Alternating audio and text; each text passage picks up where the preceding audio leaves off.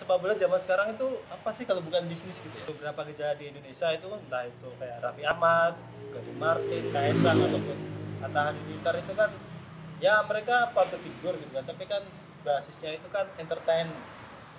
Nah, aku rasa dilihat dari sudut itu gitu kan. Nah, olahraga sepak bola ini adalah entertain kan, bisnis entertain juga kan. Selamat sore Sobat Legal semua. Ketemu lagi bersama kita di Legal Cash. Saya Chandra. Ya Jamal. Nah, akhir-akhir ini ada geliat di industri olahraga kita, Mas. Khususnya di sepak bola. Ini lagi disorot, Mas. Karena banyak public figure yang mengakuisisi atau mencoba berinvestasi di bisnis sepak bola. Contohnya ada Rans Cilegon FC dari Raffi Ahmad, kemudian Mas Kaesang coba mengakuisisi klub tradisional Persis Solo, kemudian Gading Martin, Kota Atta bahkan. Oh ya, Atta baca beritanya Dari PS Pati itu. Kemudian apa sih sebenarnya yang mereka cari di industri sepak bola ini sendiri? Nah, tapi sebelum itu Mas, klub sepak bola ini sebenarnya dalam hukum ini gimana, Mas? sepak bola dalam hukum. Sebenarnya kalau kayak klub sepak bola itu pada dasarnya secara hukum ya kalau kamu pengen bikin tim ya bikin tim aja kan kayak gitu ya. Cuma di dalam dunia modern ini memang udah berbeda ya. Udah berbeda karena sepak bola zaman sekarang itu apa sih kalau bukan bisnis gitu ya. Baik itu kompetisi gitu kan, baik itu manajemen dan lain-lain gitu kan. Bahkan kalau kita balik aja kayak lihat aja Indonesia dulu gitu kan, kalau untuk jadi anggota PSSI gitu kan, kalau anggota PSSI itu kan paling enggak dia harus berbadan hukum gitu ya. Kalau kamu pengen ikut liga, entah itu Liga 1, Liga 2 atau Liga apa gitu ya, kamu harus berbadan hukum gitu. Contohnya misalnya PT gitu, bentuk PT. Ya PT bisa, yayasan bisa, koperasi juga bisa gitu. Nah, Cuma kan karena ini adalah bersinggungannya dengan bisnis gitu ya, kayaknya kalau untuk koperasi atau yayasan kan kurang tepat. Nah, karena yayasan sosial. Iya, sosial kemanusiaan, keagamaan gitu. Dan kalau untuk koperasi itu kan pada dasarnya kan memang sejak awal tujuannya kan untuk menyejahterakan anggota gitu kan. Dan sepak bola modern atau bisnis sepak bola modern kan saya rasa tidak seperti itu. Jadi ya kalau dilihat dari sisi hukum, klub sepak bola profesional di zaman sekarang itu biasanya bentuknya PT gitu. Fungsinya apa? Fungsinya ya tadi sebagai identitas, sebagai kalau kamu ikut kompetisi gitu, entah itu bagian PSSI atau bahkan FIFA gitu kan, karena untuk jadi bagian dari FIFA gitu kan, klub yang terdaftar di FIFA itu juga harus badan hukum loh gitu. Auditnya jelas, manajemennya jelas, macam-macam. Nah, berarti itu tadi kalau misalnya di Indonesia itu klub bola itu harus jelas ya berbadan hukum, juga kebanyakan juga PT. Saya kasih contoh, mungkin Persib Bandung itu nama PT-nya PT Persib Bandung Bermartabat. Kalau nggak salah ya, saya pernah baca soalnya. Nanti cek lagi tuh, Nanti cek lagi, atau mungkin di komen-komen. Soalnya komen ini sepi Mas. Siapa tahu ada yang mau komen. Coba tahu nanti penggemarnya Persis, kayaknya Persis akan kita Persis Solo ya. Di Solo kayaknya menarik jadi bahasan hukumnya. Nah ini, kalau melihat dari segi investasi sendiri Mas, ini investor tuh kira-kira kenapa bisa sampai tertarik untuk mengakuisisi klub bola? Ya kalau investor kan pada dasarnya kan keuntungan lah ya pada dasarnya ya, meskipun aku nggak tahu ya, ketika Raffi Ahmad wawancara, ya dulu aku pengen jadi pemain bola tapi orang tua nggak bolehin. Atta diwawancarai juga begitu kan, aku pengen suka main bola gitu kan tapi nggak dibolehin gitu. Atau beberapa investor klub lain itu juga menyatakan hal serupa itu kan, jadi investasi sebagai hobi gitu kan. Tapi kalau kita lihat nominalnya itu kan jadi sulit ya, maksudku hobi kok mahal, miliaran gitu ya, hobi tapi, kok triliunan gitu. Tapi ya bebas saja, mungkin mereka punya uang lebih gitu. Nggak apa-apa. Ya tapi kalau kita lihat dari secara objektif gitu ya, sepak bola itu adalah bisnis besar gitu ya. Dia melibatkan banyak sekali orang, banyak sekali tenaga kerja dan terutama banyak duit. Gitu. Memang kayak Trans Cilegon ya, Trans Cilegon sendiri itu nggak ini ya, dia nggak mempublish berapa di akuisisinya gitu kan. Tapi di beberapa wawancara itu tak baca itu kemungkinan untuk menjalankan aktivitas Trans Cilegon aja setahun ini 300 sampai 500 miliar gitu. Ya boleh aja sih orang punya hobi kayak segitu gitu kan, tapi menjalankan hobi seperti itu bertahun-tahun tentu saja semua orang akan bangkrut ya kalau nggak ada pemasukan, bukan begitu? Benar. Apalagi kalau yang dibangun itu basisnya mungkin klub yang kurang kuat tradisinya atau apa kan? Iya, kan Cilegon itu kan tradisi baru ya? Liga 2. Iya, beberapa klub yang diakuisisi dan dirubah namanya gitu kan, seperti kan Trans Cilegon itu asalnya kan Cilegon United kalau nggak salah kan ya, Cilegon United FC gitu kan, diganti dia Trans Cilegon gitu kan, jadi ada Ransnya gitu, dia kayak bikin branding baru gitu, maksudnya bentuk baru gitu, dan itu terjadi sih di beberapa tempat gitu. Bahkan PSG Pati yang dibeli Atta itu, yang diakuisisi Atta itu kan jadi iya PS Pati. PS Pati gitu. Atau kayak di Eropa itu contohnya Leipzig lah ya, Red Bull Leipzig, RB Leipzig itu kan. Iya. Tapi kan karena nggak boleh pakai nama merek kan jadi Rasenballsport. Iya kan, Rasenballsport itu Leipzig karena gitu kan. Aturan di Bundesliga itu untuk 50% lebih sahamnya itu harus dimiliki oleh member itu dalam arti bisa supporter dan lain sebagainya. Jadi untuk sebuah perusahaan besar atau mungkin merek besar mencaplok sebuah klub di Jerman itu sangat susah. Karena kultur dan sistem yang dibangun mengutamakan supporter kalau di Jerman ya. Dortmund salah satunya sih kayak keren. Kurang lebih seperti itu sih. Menurutku tetap bisnis besar gitu. Atau contoh aja gitu kan. Pendapatan klub sepak bola terbesar itu kan Barcelona ya, 2019-2020 aku ambil sampelnya gitu sebelum pandemi, karena penonton tiketing itu salah satu pemasukan besar yang paling besar. Iya, salah satu besar utama di sepak bola gitu. Barca itu pendapatannya itu sekitar 715 juta euro gitu, yang itu sekitar 12,5 triliun rupiah dalam setahun gitu. Itu untuk income ya, belum untuk running dan iya, belum pengeluaran dan macam-macam gitu. Kabarnya memang kan karena gajinya besar-besar pemainnya gitu. Atau yang di Indonesia aja di Bali United yang sudah melantai gitu kan, yang sudah terbuka keuangan dan macam-macamnya gitu. Kalau untuk 2019-2020 itu Bali United itu pendapatannya sekitar 100 juta. Dan di beberapa media itu di share bahwasanya keuntungannya sekitar 9 miliar. Nah itu sekedar untung 9 miliar kan lumayan lah ya. Untuk kelas klub di Liga Indonesia ini. Ya, itu tadi informasinya adalah satu-satunya mungkin ya di Indonesia yang sudah melantai. Iya, sudah berhasil melantai itu Bali United. Kalau nggak salah kodenya bola. Kode di bursanya. Ya, bola.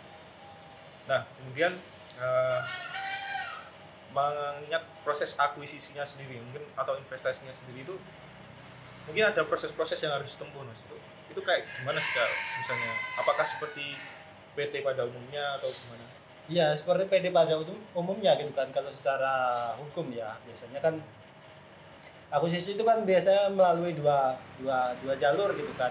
Orang mengakuisisi klub sepak bola dari pemegang saham mayoritasnya langsung, saham PT ya, mengakuisisi dari sahamnya langsung atau lewat direksinya gitu.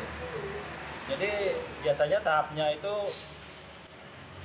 ada orang yang mau jual sahamnya gitu ya, nanti dia bilang ke direksi atau menawari ke pemegang saham yang lain dulu gitu. Biasanya ada ketentuan kayak gitu. Pemegang saham dulu gitu kan. Nah, nanti disetujui, habis itu direksi bikin RUPS buat mengesah apa sih namanya, membicarakan ini saham yang akan dijual gitu kan. Karena apa, yang dijual kan mayoritas ya kalau untuk akuisisi ya, saham mayoritasnya akan dijual gitu. Nah habis itu datang investor pembeli nih gitu kan, dia bisa aja langsung membeli saham ke itu melalui RUPS atau ke direksinya gitu. Nah, tapi kalau melalui ke direksi itu ada syarat tertentu juga. Investor harus membuat rancangan pengambil alihan gitu. Rancangan pengambil alihan, saham yang pengen dibeli berapa gitu kan. Apakah pengen merubah ADART, apakah pengen merubah produk, atau apakah pengen merubah ataukah pengen menambahi investasi modal dasar, apakah pengen menambahi modal dasar dan lain-lain gitu. Itu dimasukkan ke rancangannya gitu. Nah, rancangan ini juga nanti perlu dipublish di koran. Harus dipublish dulu di koran gitu sebelum nanti RUPS gitu atau rapat umum pemegang sahamnya gitu. Baru setelah semua itu beres bisa disahkan itu dibeli sahamnya gitu. Nah, kemungkinan kalau kayak yang Rans gitu ya. Kayak yang Rans itu mungkin ada bikin rancangan dulu gitu. Bikin rancangan dulu karena diganti namanya kan? Diganti namanya. Diganti namanya dan beda jadi. Dan Rans Cilegon FC jadinya kan. Nah, kan diganti nama gitu. Nah, itu kayaknya mesti dibuat dulu rancangannya itu. Dan kemungkinan besar ini kan ditambahi juga modal dasarnya gitu. Nah, itu dimasukin di rancangannya.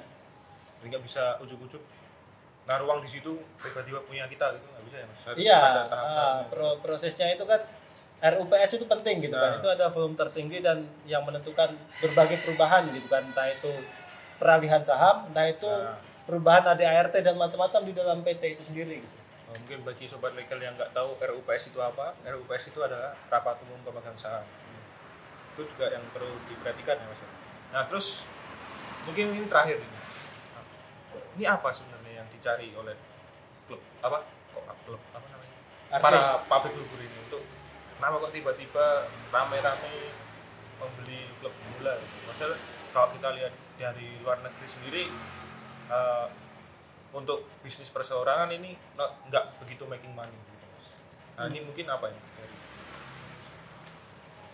Kalau pada pribadi ya, ini bisnis jangka panjang sih kayaknya. Kan beberapa orang yang masuk ke sini itu kan cukup berbeda dengan di luar negeri. Di luar negeri itu kan investornya itu kan pebisnis murni ya. Jadi kayak Taipan minyak gitu kan, punya perusahaan apa gitu ya, bisnisnya besar-besar gitu di bidang spot gitu. Nah, di beberapa gejala di Indonesia itu entah itu kayak Raffi Ahmad, Gading Martin, Kaesang ataupun Atta Halilintar itu kan ya mereka public figure gitu kan, tapi kan basisnya itu kan entertain. Nah, aku rasa dilihat dari sudut itu gitu kan. Nah, olahraga sepak bola ini adalah entertain kan, bisnis entertain juga kan, tontonan kan kita gitu kan. Entertain yang aku rasa tetap punya potensi making money gitu ya. Punya potensi making money, apalagi kalau nanti sudah situasinya udah membaik ya. Baik, mungkin klubnya performa yang bagus. Iya, tetap making money gitu dari sponsor, dari tiket, merchandise gitu kan, macam-macam itu masih banyak pendapatan gitu kan. Kalau kayak kemarin aku baca juga itu yang yang punya Atta itu, AHA PS Pati itu kayaknya diproyeksikan untuk akademi. Jadi dia kayak pengen membangun akademi yang solid, yang kuat gitu kan.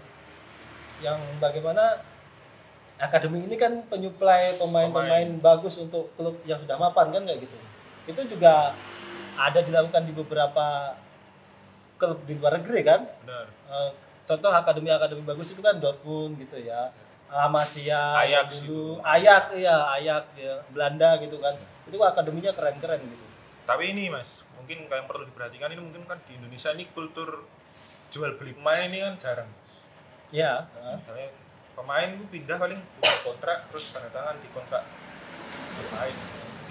Mungkin itu yang perlu mungkin nanti kedepannya mungkin bisa menciptakan kultur jual beli pemain itu biar ya itu misalnya fokusnya dari akademi, nah nanti bisa dijual untuk misalnya income dan lain sebagainya Oh iya, ya ini adalah maksudnya perkembangan yang bagus gitu kan, karena di Indonesia itu kan kontrak bisnisnya kan tahunan, satu Iya, tahun, tahunan, satu satu tahun, tahun. satu tahun. Karena memang iklim bisnisnya belum bagus gitu ya. Klub belum berani berinvestasi 2 tahun, 3 tahun untuk seorang pemain meskipun itu punya nama besar ya, kayak gitu. Karena kayaknya apa namanya budgetnya belum memenuhi untuk melakukan hal itu gitu kan. Tapi itu kan kalau kita bisa balik lagi melihat bahwasanya kebanyakan klub di Indonesia itu kan punya daerah, punya Ya. Pemda gitu kan. Nah, keberadaan kayak Rans Cilegon, ini PS Pati gitu kan. Klub-klub Sultan. Klub Sultan itu kan berarti kan klub yang benar-benar profesional. Ya. Dia eko bisnis gitu ya. Bukan pakai APBD, bukan pakai apa gitu kan. Itu bisnis ya. Jadi bisa kita apa sih namanya? Bisa membangun iklim bisnis yang lebih bisa baik. membangun iklim bisnis yang lebih baik dan bisa membangun pertumbuhan dia, menunjang pertumbuhan bisnis Ya. sepak bolanya di kita gitu. Karena setahu saya memang kalau masih di Liga 2, di Liga 3 gitu, di Indonesia itu masih mengizinkan menggunakan APBD gitu. Kalau udah di level Liga 1 itu klub sudah tidak boleh menggunakan APBD, harus benar-benar murni profesional. Ya itu mungkin dari apa klub-klub yang dibeli oleh para sultan ini tadi diharapkan bisa membangun ekosistem bisnis yang lebih baik untuk kedepannya di Indonesia. Semoga. Ya. Nah, mungkin sobat legal pembahasan akuisisi klub bola oleh para public figure ini cukup menarik untuk dinantikan lebih lanjut. Apakah akan diikuti oleh banyak pengusaha atau public figure yang lainnya? Mari kita akan bisa lihat dampaknya mungkin di tahun-tahun mendatang ya, Mas. Karena ini kan bukan bisnis jangka pendek ya, Mas. Iya, benar bisnis jangka pendek. Nah, dan juga kedepannya mungkin kita bisa lebih memperbaikan legalitasnya, semua dari proses dan lain sebagainya ini kita bisa pelajari bersama Masih banyak hal. di Legal to Us. Iya, di Liga Tuas. Kontrak. Nah, Kontrak pemain gitu kan. Kontrak sponsor. sponsor. Masih banyak hal soal legalitas yang sangat penting di dalam bisnis gitu kan. Bukan cuma di sepak bola tapi bisnis pada umumnya. Apalagi di sepak bola tuh nggak cuman aspek bisnisnya kan banyak banget, Mas. Aslinya banyak banget. Mulai dari sponsor bisnis, mungkin dari tanda tangan merchandise, aparelnya itu kan juga perlu kontrak juga, Hak siar. hak siar. Apalagi kalau misalnya masih bekerja sama dengan Pemda untuk minjem stadion gitu kan, Iya, mesti ada hitam di atas juga. putih, Ya, ya jelas. legalitas itu penting banget, Mas. Iya, penting. Kita tetap saksikan terus di Legal to Us untuk mengetahui informasi-informasi seputar hukum lebih lanjut. Khusus untuk hari ini kita membahas klub sepak bola. Mungkin di lain kesempatan mungkin ada sobat legal yang pengen request. Iya, request topik gitu yang menarik gitu. Kita open kok gitu kan. Open, kita tulis Ya, saja di komen. Topik-topik sederhana gitu kan, tapi kita nggak tahu bahwasanya di baliknya itu ada Ya, ada informasi penting mungkin informasi penting, kita hal-hal bisa penting. pelajari bersama. Saya juga belajar, Mas Jamal juga belajar menyampaikan ilmu ke sobat legal. Oke, itu tadi dari kita berdua. Kita pamit undur diri ya, Mas. Wassalamualaikum warahmatullahi wabarakatuh.